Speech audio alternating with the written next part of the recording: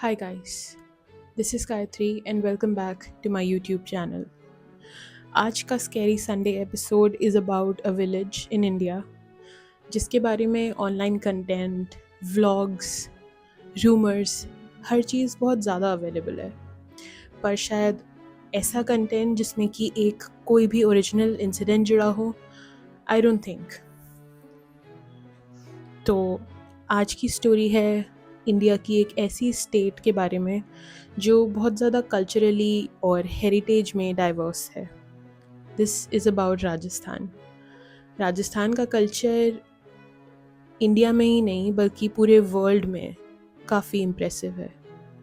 वहाँ की हॉस्पिटैलिटी, वहाँ का आर्किटेक्चर, वहाँ का handicraft, you name it and people are already ready to appreciate it.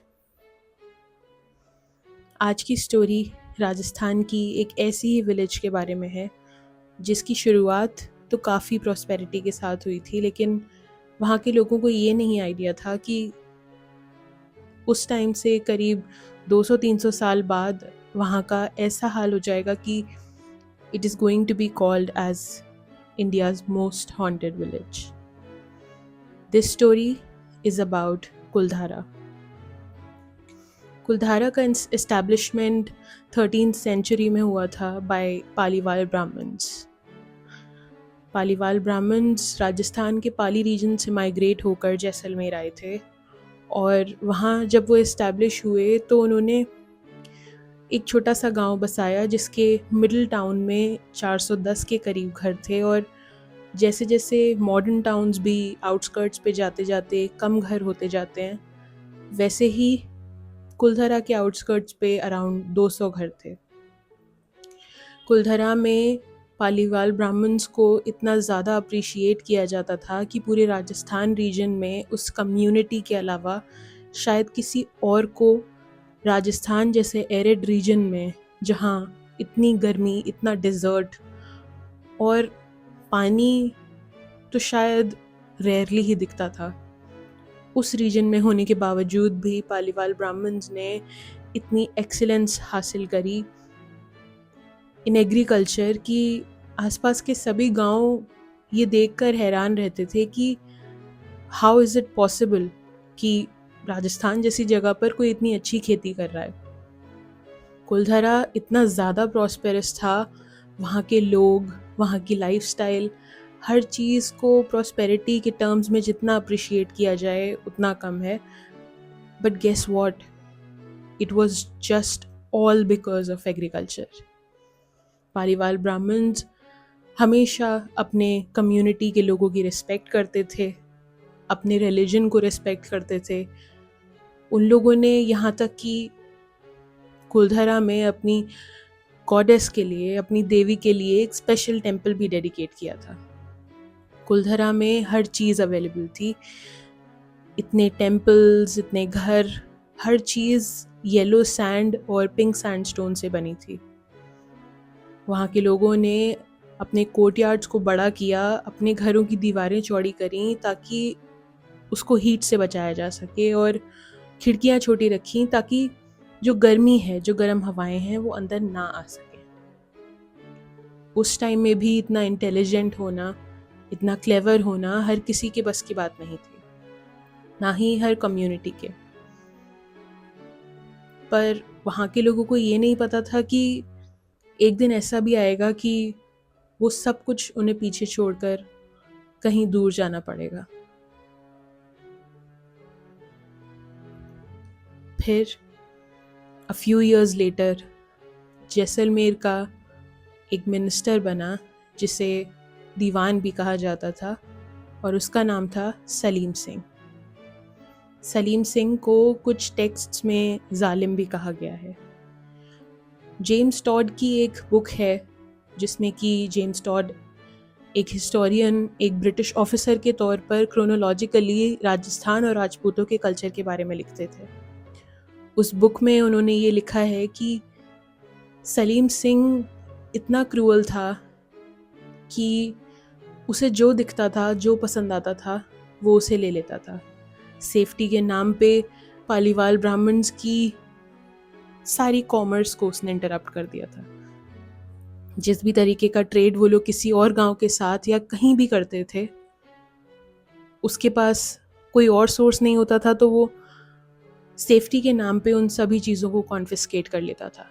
इतने हाई टैक्सेस, इतना सब कुछ उसने किया कि वो लोग काफ़ी परेशान हो चुके थे, पर तब भी वो लोग जी रहे थे। वो आता था, जाता था, सामान, चीज़ें, उनके भेड़ बकरी सब कुछ ले जाता था। लेकिन एक दिन जो गांव का मुखिया था, सलीम सिंह को उसकी बेटी पसंद आ गई। और वो शायद उसकी सबसे बड़ी गलती थी, क्योंकि पालीवाल ब्राह्मण एक ऐसी कम्युनिटी थी जो सब कुछ दे देते थे, लेकिन not the respect of their community, not the safety of the sisters and the mother's.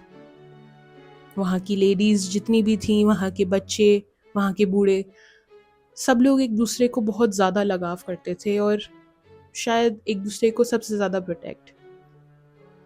Salim Singh सिर्फ ग्रीडी ही नहीं था, सलीम सिंह का कोई कैरेक्टर भी नहीं था। गांव के मुखिया को ये भी पता था कि सलीम सिंह कभी किसी एक लड़की से शादी कर ही नहीं सकता।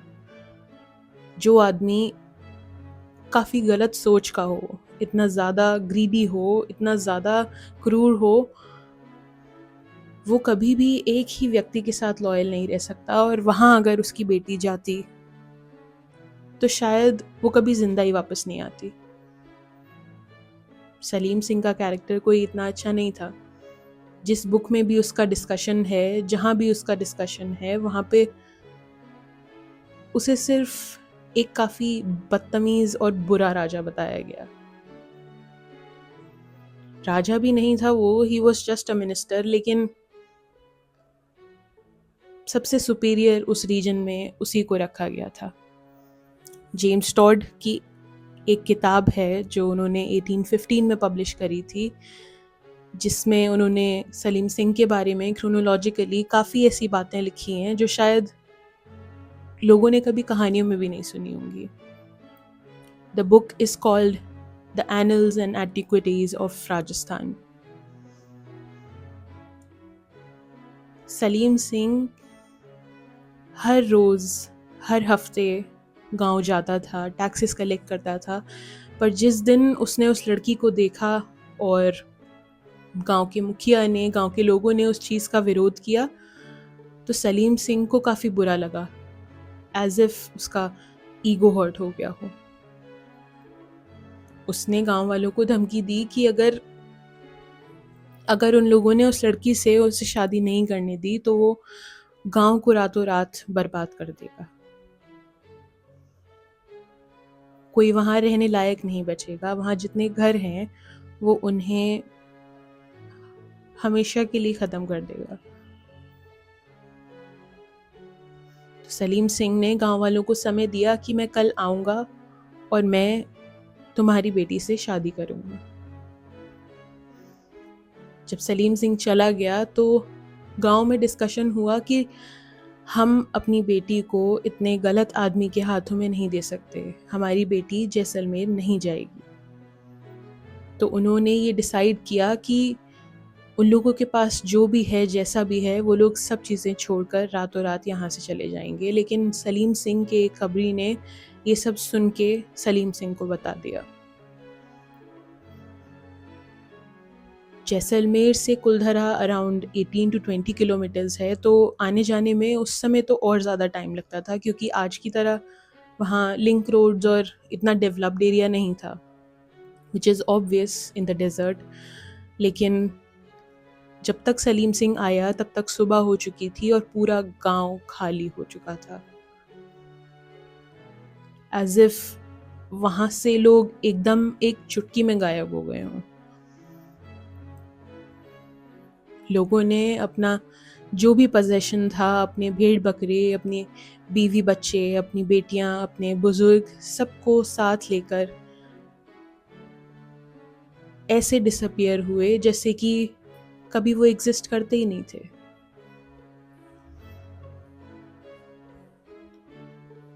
सलीम सिंह ने काफ़ी कोशिश करी ये ढूंढने की कि उनके फुटप्रिंट्स मिल जाएं, कहीं कुछ कुछ तो सुराग ऐसा मिल जाए जिससे कि उसे पता चले और वो उन्हें ट्रेस करके उस लड़की को वापस ला सके। पर नहीं, कुलधरा के सारे दरवाजे खुले, हर घर में लैंप्स ऐसे जली हुई जैसे शायद अभी 1 सेकंड पहले यहाँ कोई रुक रहा था या कोई रह रहा था। पर लोग ऐसे गायब हुए और उस जगह को, कुलधरा को एक कर्स देकर गए, एक श्राप देके गए कि यहाँ जो भी आएगा, जो भी रुकना चाहेगा, वो कभी यहाँ नहीं रुक पाएगा। ये जगह कभी किसी को हमारे बाद नहीं बसने देगी। यहाँ जो भी आया उस व्यक्ति का सर्वनाश तय है। और इसीलिए शायद कुलधरा के बारे में आज हजारियों स्टोरीज, हजारियों फोक टेल्स राजस्थान में, इंडिया में, जैसलमेर में, हर जगह फेमस हैं। कई पैरानॉर्मल एक्टिविस्ट्स जैसे गौरव Tiwari, who was an extremely famous paranormal investigator in India, and even pairs, Sarbajit, Pooja, and Savio. They all have gone there. They have stayed there. उन्हें वहाँ पे फील हुआ है, उन्होंने इलेक्ट्रोमैग्नेटिक फील्ड्स चेंज होते हुए देखे हैं, उन्होंने काफ़ी मूवमेंट्स, काफ़ी टैप्स ऐसे महसूस करे हैं as if a soul is present there. कोई है जो उनसे ये बोल रहा है कि हम आज भी यहाँ हैं। पर कभी किसी ने उस चीज़ को इंटरप्ट करने का सोचा नहीं। कई लोगों ने वहाँ से बाहर कैंपिंग भी करी, रात को कूद कर अंदर भी गए, लेकिन पता नहीं उन्हें एक्सपीरियंसेस हुए या नहीं हुए।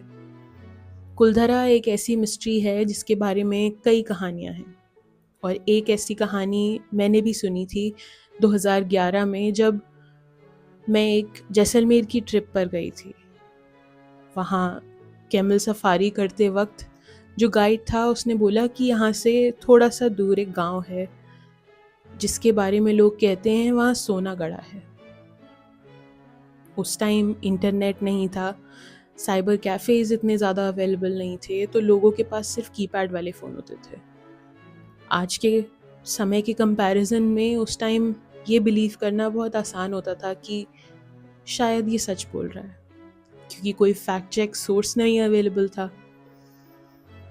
तो जब हम ये प्लान करके कुलधरा गए कि चलो देख के आते हैं, हम रास्ते में कई जगह रुके, कई मंदिरों में भी दर्शन करे, लेकिन जब कुलधरा पहुंचे तो हवा अजीब सी ठहरी हुई सी थी। कुछ दोपहर का समय था और पूरा गांव ऐसे खाली पड़ा था कि यहाँ पे शायद कभी कोई कंस्ट्रक्शन शुरू हुआ हो और अधूरा रह गया हो, या जैसा कि साइंटिस्ट बोलते हैं, कुलधरा सीज़मिक एक्टिविटी की वजह से, वाटर लेवल नीचे जाने की वजह से, रिसोर्सेज ख़त्म होने की वजह से मजबूर कर चुका था यहाँ के लोगों को कि वो यहाँ से माइग्रेट हो जाएं। पर जो कहानी मैंने सुनी थी वो थी कि यहाँ पे एक ऐसी कम्युनिटी रहती थी जो बहुत ही ज़्यादा अमीर थी, बहुत ही ज़्यादा रिच थी रिसोर्सेज में, पानी को प्रिजर्व करने में, एग्रीकल्चरल प्रैक्टिसेस में, and even in terms of money, jewellery, precious stones, हर चीज़ उन लोगों के पास इतनी ज़्यादा तादाद में थी कि यहाँ के जो मिनिस्टर्स और राजा होते थे वो भी ग्रीडी हो जाते थे कि सिर्फ इसी कम्युनिटी से हम दुगना टैक्स वसूलेंगे। जो भी हुआ, जैसे भी हुआ, एक दिन उस राजा ने ये सोचा कि हम इस जगह को लूटेंगे जस्ट बिकॉज वो लोग अपनी बेटी उसे देने से मना कर चुके थे। और यहाँ वो भी सलीम सिंह की बात कर रहा था, लेकिन उसकी स्टोरी में ये चेंज था कि उसने बोला लोग अपने घरों में गड्ढे करके वो सोना चांदी, वो हीरे, सब कुछ ज़मीन में दबा के यहाँ से चले गए कि कभी वापस आएंगे इस गांव में और फिर से यहाँ पे बसेंगे जब वो राजा, वो मिनिस्टर सलीम सिंह नहीं रहेगा। पर लोगों के मन में ये क्वेश्चंस होते हैं कि क्या यहाँ पर ऐसी कभी कोई कम्युनिटी रही या नहीं रही, किसी को कुछ नहीं पता। कुलधरा जैसा भी था, आज के टाइम में वहाँ पे सिर्फ रिमेन्स बचे हैं, कुछ मूर्तियों के, कुछ हैंडीक्राफ्ट्स के, मंदिरों के, घरों के, कुछ यूटेंसिल्स के, कुछ बच्चों के खिलौनों के। लेकिन किसी को नहीं पता क्या यहाँ पर सच में कोई चीज़ एग्जिस्ट करती थी भी या नहीं। आज के टाइम में कुलधरा को दोबारा से रिस्टोर करने के प्लान्स बनाए जा रहे हैं स्टेट गवर्नमेंट के द्वारा, लेकिन वो लोग भी अभी श्योर नहीं हैं कि उन लोगों को क्या करना है, क्या नहीं करना। कुलधरा को अभी स्टेट आर्कियोलॉजिकल सोसाइटी और archaeological society of India, archaeological survey of India, सब गवर्नमेंट देख रही है। डाउट इस चीज़ पे होता है कि लोगों ने कुलधरा में एक्सकेवेशन या चीज़ों को इसलिए नहीं खोला क्योंकि वहाँ की स्टोरीज़ इतनी फेमस हैं और साइकोलॉजिकली ट्रिगरिंग है कि उन्हें डर लगता है यहाँ कुछ हो ना जाए, या कभी उन्होंने ट्राई किया भी है और उन्हें कुछ नहीं मिला। कुलधरा के बारे में लोग कभी श्योर नहीं थे और ना कभी श्योर हो सकते हैं क्योंकि मिस्ट्रीज ही इतनी हैं। कुलधरा एक ऐसा गांव है जो ख़त्म तो हो चुका है, पर शायद आज भी वहाँ के लोग ये बोलना चाहते हैं कि ये गांव अब नहीं है, पर हम आज भी यहाँ हैं।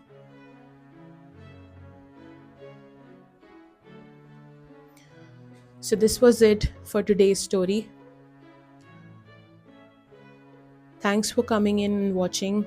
Don't forget to like, share and subscribe. And I am also attaching my email ID in the description so that you can share your real-time stories that are original, that are real. Until next time, thanks for watching.